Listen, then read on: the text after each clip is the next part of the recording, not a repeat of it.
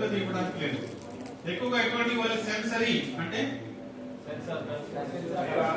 Touch చేసే censor కర్తో వాళ్ళు చేయగలిగారు. ముట్టుకోవడం, పైకెత్తడం,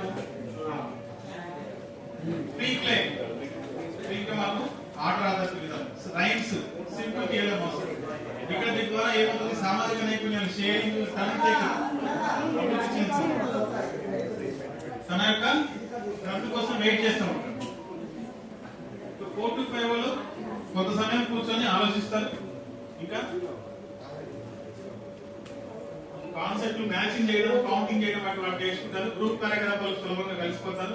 శారీరక భాషా నైపుణ్యాలు కొద్దిగా మెరుగవుతాయి. ఇప్పుడు మనం ఒక యాక్టివిటీ ఎగ్జాంపుల్ తీసుకున్నాం. 3 to 4 కి ఏం చేస్తాము, 4 to 5 కి ఏం చేస్తాము చెప్తాము.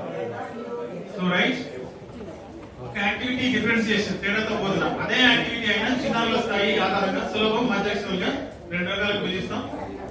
3 to 4 2 రంగుల కార్డులు రెడ్ ఎల్లో చేయడం, 4 to 5 అదే కార్డుతో క్లాసిఫై చేయడం, రంగుల ఆధారంగా గ్రూపులు చేయడం.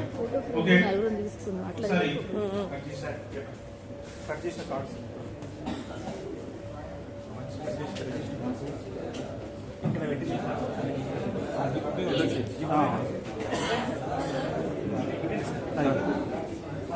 ఇవ్వన్నా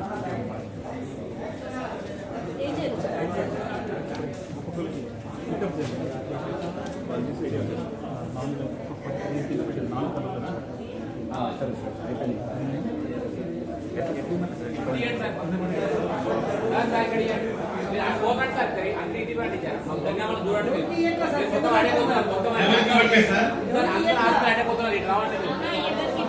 ఎవరికి